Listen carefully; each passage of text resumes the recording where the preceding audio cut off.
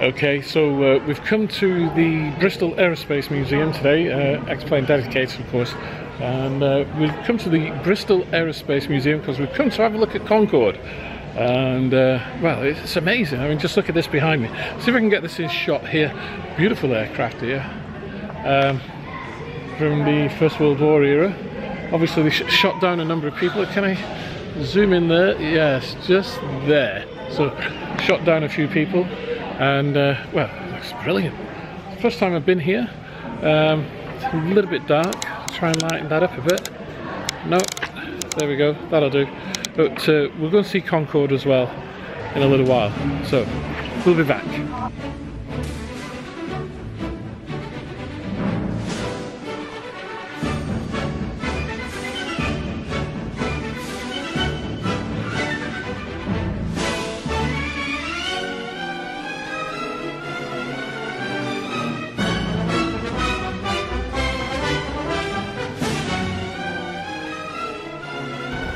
Okay, I've turned up the exposure here, so a bit brighter now.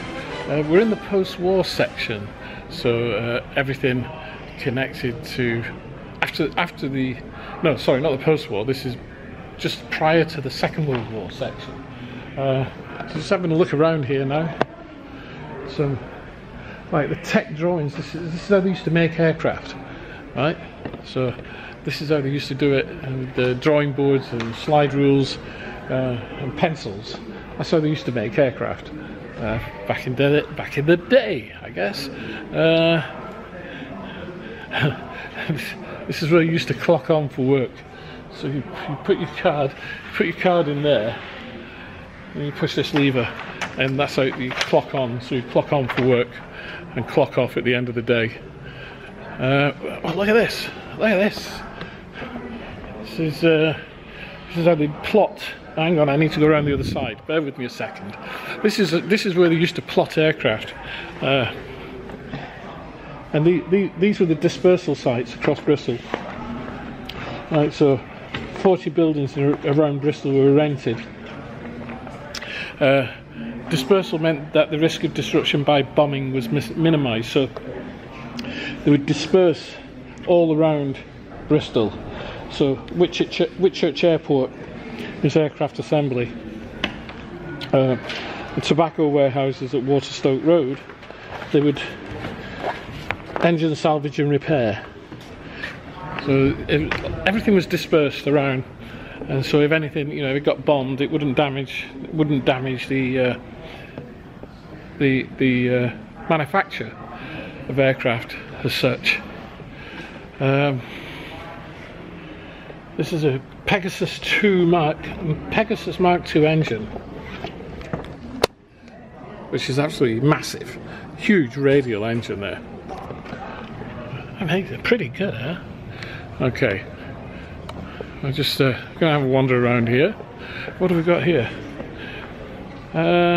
This is the Bristol Beaufighter fuselage. Let me show you this.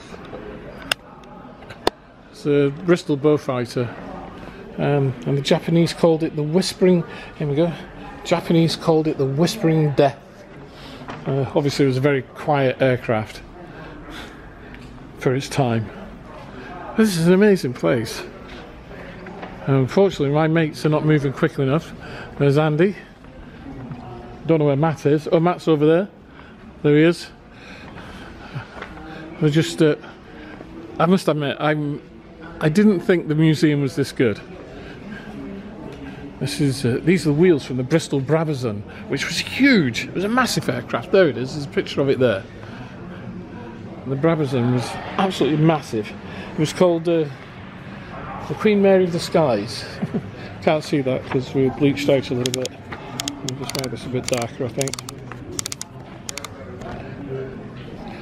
Hang on.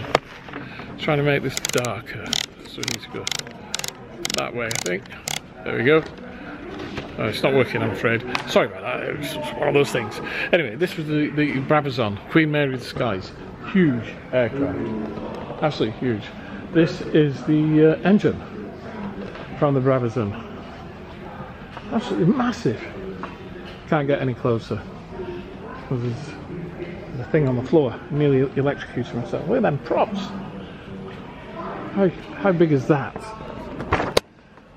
Massive.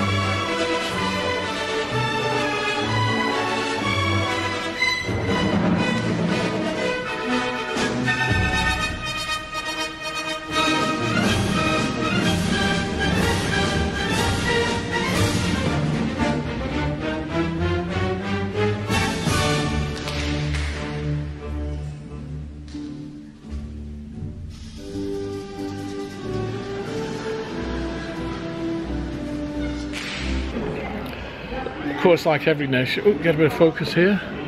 There we go. Like every nation, the UK had a deterrent, and this was one of them. I'm trying to remember what missile system this is. I think it was a Rapier. We'll find out now. But yeah, this is part of our deterrent. And let me come round here, find out for you. Yes, this is the Bloodhound. Bloodhound anti-aircraft missile. Now, you look at that. For an anti-aircraft missile, it's huge, absolutely massive. But yeah, so that was to bring. That was the products of the Cold War, and I remember having an Airfix model of it some years ago. So I had an Airfix model, and yeah, it's a nasty piece of kit. So the Bloodhound anti-aircraft missile, and it was detonated by a proximity fuse, so when it got close it went off. And this is what I think is probably the crowning achievement of British aerospace, and it's the Harrier jump jet. So here we have it, vertical takeoff and landing, Harrier jump jet with a huge engine capacity. So the end, I don't know whether you can see in there, but the engine, that was the intake, absolutely massive, and it was run off one engine. We've got an example of it round here. So bear with. So this is the engine assembly for the Harrier jump jet, which was then taken on by the Marines. It's taken on by the US military, and they still fly it, I believe. There are still some examples in the RAF, not many, and apparently pilots used to say you needed 3 hands to fly this. Absolutely incredible engine.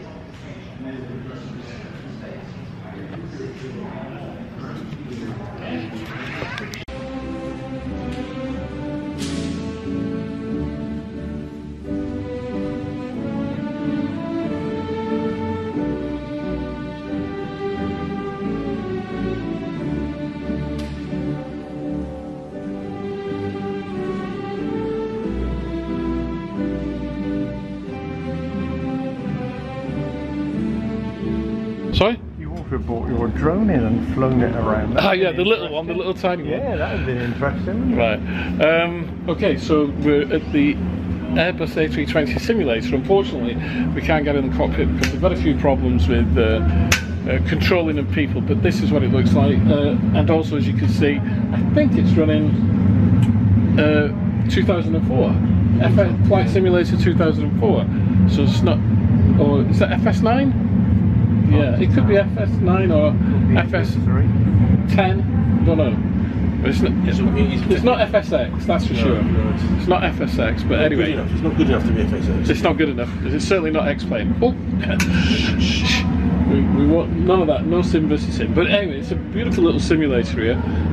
Airbus A320. It's not fully realised because the MCP at the top, MCDU, is not fully realised. That's not operational. But the overhead is, throttle and everything else. Glass cockpit. Fab. Right, I need to get out of the way for these guys. Ni hao. How you doing? Hi, how are you? Where are you from? I'm from China. China, whereabouts? Guangzhou. Sorry, where? Guangzhou. No, I didn't go there. I went everywhere else. I went Chengdu, Shanghai, Beijing, everywhere. Yeah, yeah. Have a nice holiday. Yeah, thank you. Alright, so we're just walking across the tarmac here from this hangar here. And we're going to see the star of the show. But before we do that, hopefully you can see that hangar there. Let me get it in shot. The hangar there, just there. That's this is RAF Filton, or it used to be RAF Filton, and of course everything's changed now. So we're on runway 19. Is it runway 19 or 61? Runway 61 is bound to be. We're going to see the star of the show, which is Concorde.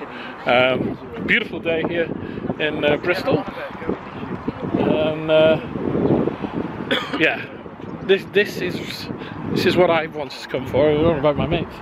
What do you think of it so far?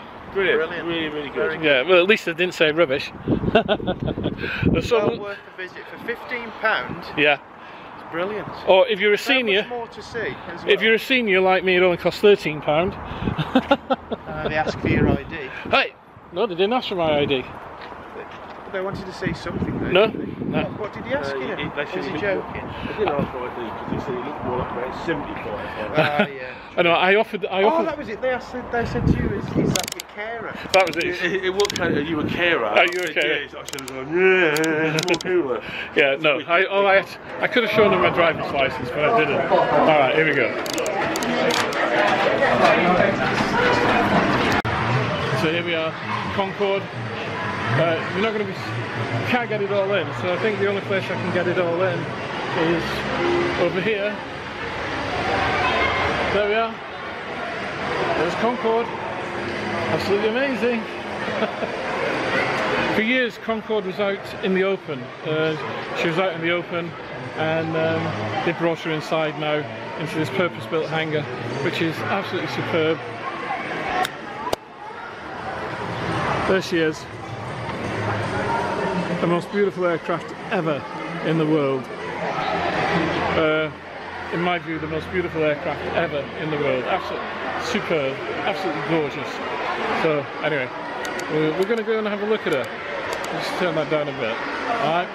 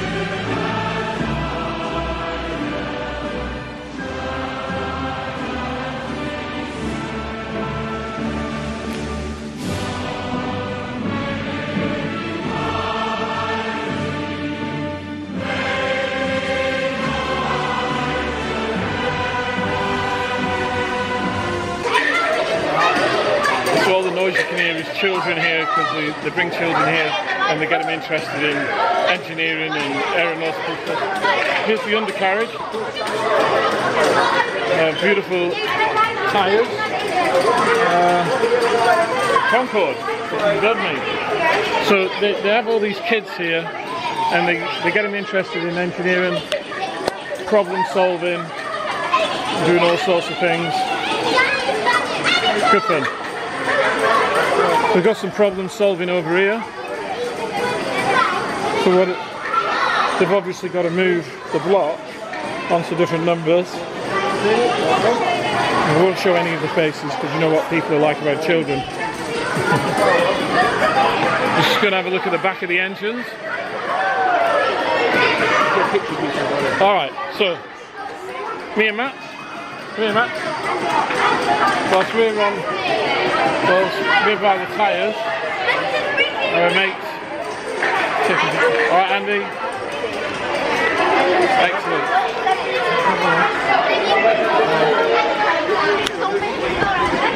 I want to have a look at the back of the engines. So we're walking underneath Concorde. It's amazing. I mean, it's just beautiful. It's a beautiful aircraft. There's no two ways. You can't say anything about it. It's just gorgeous. You know, we talk about Concorde. We talk about the 747 being the queen of the skies. This is just staggeringly beautiful. We haven't even been inside yet. It's just everything about it. It's just amazing. You know, the wings are not that big, really, when you think about it. But the aircraft itself, it's absolutely beautiful. Absolutely beautiful.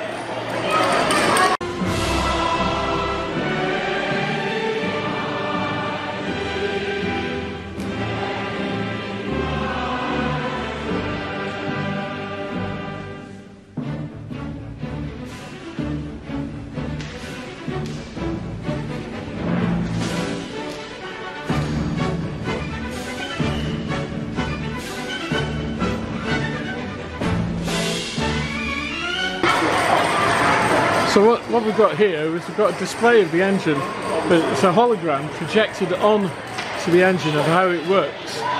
So, which is fabulous. So you've got air coming in at the front of the engine, going through the compression chambers, and then you've got transonic. This is fascinating, absolutely, and it's a Rolls-Royce Olympus 593 engine, and we have one here. It's incredible that this engine could move this aircraft at Mach 2. Absolutely amazing. Now the front of the engine here, you see the airflow change just there, because you've got that bit there that opens and closes. As we slow down, it changes, and it changes the flow of air into the engine. Absolutely brilliant. Who would ever have thought of something like that? So, the cockpit of Concorde, as you can see, it's a little bit complicated. The engineer station here, and the engineer would sort out all the fuel flow, look after the engine management, but look at that panel! Imagine trying to learn that and sit at that for 3.5 hours as you go across the Atlantic. I can imagine it probably was, yeah. It's absolutely unbelievable, unbelievable. Yeah. I mean, it flew over Bristol a few times, circuits, then landed.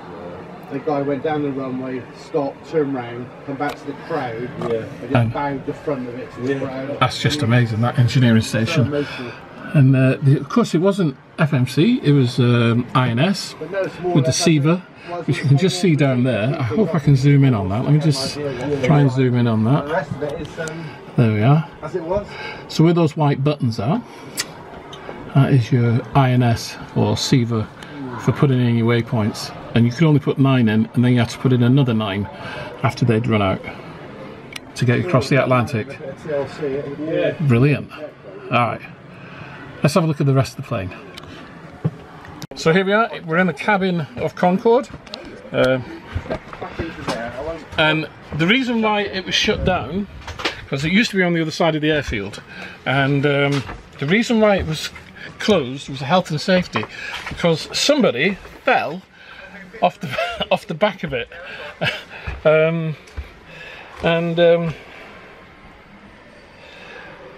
he died. So he fell off the back of the aircraft and died, which is a shame. As you can see, you know, there's not an awful lot of room. I got some headroom here, but not much. Concorde was a narrow plane, 2x2, but plenty of leg room if this was the configuration. And I think it was. Yeah, I think it was the configuration, and there is a lot of leg room. Mind you, I think this is first class. But the, you know, the bins, the overhead lockers, not very big, but they work. They work. Nice lighting. If that's the original, and I think it is. And of course you've got toilets here, which are a little bit bigger than normal, which is weird. Midship, and then there's a wardrobe here. You used to be able to put your coats and everything, because Concorde was really a very beautiful aircraft, and it was the height of luxury. It was the height of luxury. So you come on, you know, take off at Heathrow in freezing cold weather with a coat. You hang your coat up in here, yeah, and you know, go and sit down. So there's the rest of the cabin, which we can't walk through, unfortunately, because we've got perspex in there. But that's the rest of the cabin, which is fabulous. What a beautiful bird. She doesn't fly anymore, which is, it's a crime. It's a real shame that, you know, you cannot fly. It's one of the only times I know where technology has gone backwards, which is a bit of a shame that technology goes backwards. Did you sit down then, Andy? I thought, well, the signs, you know, and I thought you didn't sit down, did you not? The only thing, the surprising thing, is the size of the windows. If I can get my hand in, so there, see, so the windows are really tiny, for obvious reasons. The windows were tiny because of the high pressures flying at 60,000 feet. It's 16 grand.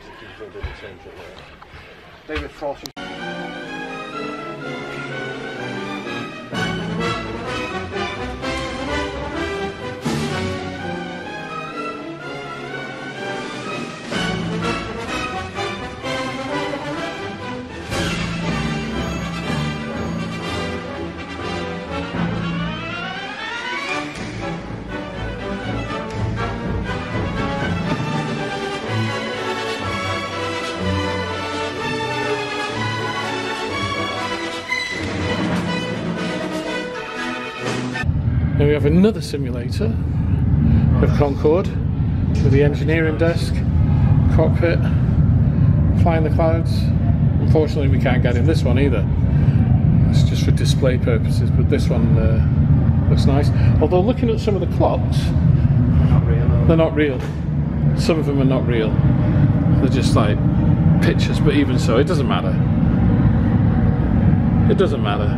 It looks beautiful.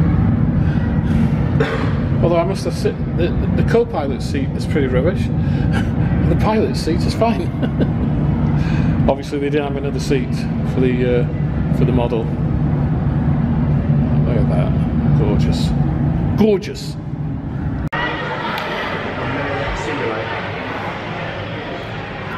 There we go. So we're at Bristol Filter, and the home of Concorde. Wick's somewhere over there. There's Andy.